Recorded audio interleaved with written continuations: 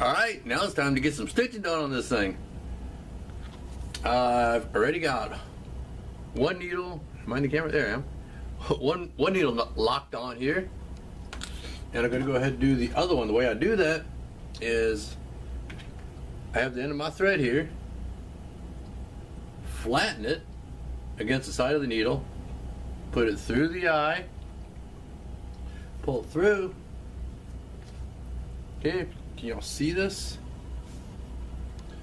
And then I put a flat spot in the thread with my thumbnail, put the needle point against that flat spot,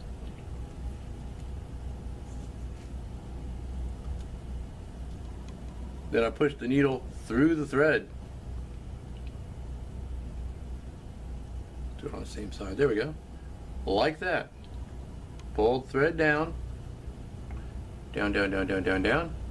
And then pop it over. And the needle's locked on. Now this is a 1 mil. Oops, wrong hole.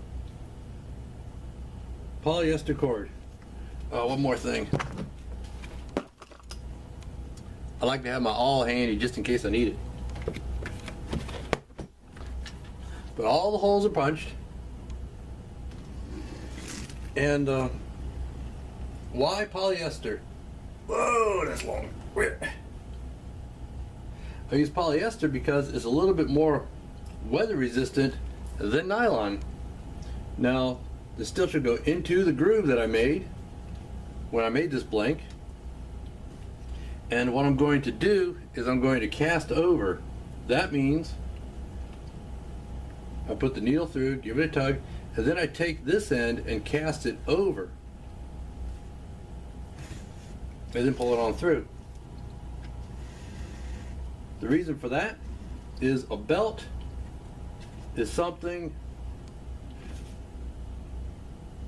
that's a lot of times it's the base for other things. Like you're going to use it to carry guns and knives and whatever else, whatever other kind of stuff that you'll normally carry on a belt. And that'll subject the stitches, the thread, to more wear. And if you cast it over, what happens is you're actually tying a little knot on the inside of the stitch between the layers of thread. So if the thread does happen to wear through, it won't pull out because you tied a knot in it. Now the way I'm doing that is I'm putting my first needle in, gonna waller it around a little bit, taking my second needle, putting that on top of the first needle and pulling it through. Okay? Then I take that and turn it so my second needle is pointed at the leather and it goes over the first stitch. Take my thread, cast it over the needle, and then pull it tight. Now between the stitch groove, the polyester cord, and the casting over, chances are a person will never ever have a problem with this belt. Let me show you something real quick. Let me pull this tight and I'll show you something.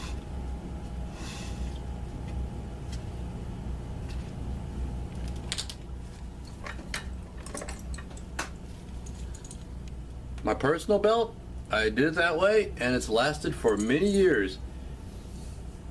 Man, let me see if I can find, you can't see any wear at all. There's no wear at all on any of those threads. They look as good as the day I put them in. That was, gosh, this is actually the first belt I made, so that was a while back. Even on the tongue end, because I'm shoving that in and out of the buckle, you would expect it to get wear, but since I put it in the groove, cast it over, snugged it in, there's no wear at all. I expect this belt to last a long, long time. So anyway, we're going to keep the stitching. Let me show you that again. First needle goes in, I'll give it a wiggle. What that does is it stretches the hole. And since it's leather,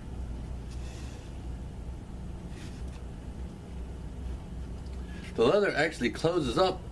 Since I punch the holes instead of drilling them or removing any kind of leather to put the holes in, the leather will stretch open, and I could put the needle through, the stitch through, but what will happen is the leather will actually close up around that.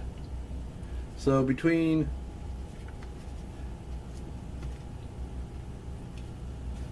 that and the casting over and the leather just ooh, that was close. Naturally gripping the thread. This is going to last a good long time. The stitches are going nicely into that groove, so there's absolutely nothing standing above the face of this belt. So anyway, gonna keep going, and when we come back we'll be a little bit further along or done altogether, I'm not sure. But stitching a belt is not something you do in a hurry. Turn on some music, or I could even take this, set it up on a table, and watch TV while I'm doing it. The only thing is, if your hand starts fatiguing or you start getting tired, take a break. You don't want to get sloppy. Whether you're making it for yourself or somebody else, you want it done right. Now, I'm always harping on about the details, and how it's the details that make the difference. And if I'm making something for somebody, I know they can get it from a store or something and get something factory made that's slapped together real quick. So it's important to me that I give them a little something extra. And that's where all the little details come in. Now, after I get it all stitched up, that's when I'm going to do the edge work. I don't want to do it before, I don't want to do the edge work before it's stitched, because I want a nice stable edge. So I'm going to stitch it, bevel the edges, dye the edge, and do all my burnishing then. But like I said, we'll be back when the stitching gets a little further along.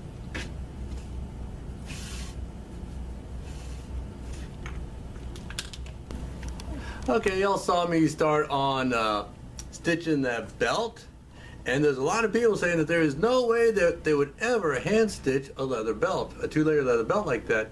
Well, I've got a confession to make. I'm not going to hand stitch the whole thing. I've actually got a leather belt hand stitching machine, and well, let me show that to you. It's called my wife. Yeah. Hello, wife. And I got 2 little elves that are helping me. And if you don't get over here and herd cats, we're not going to have a belt. That's the thing. The cats love dangling strings, and when you're stitching leather, you got dangling strings. I better go and do something about that. And, well, we'll come back after we get that stitching done. And we'll see you then.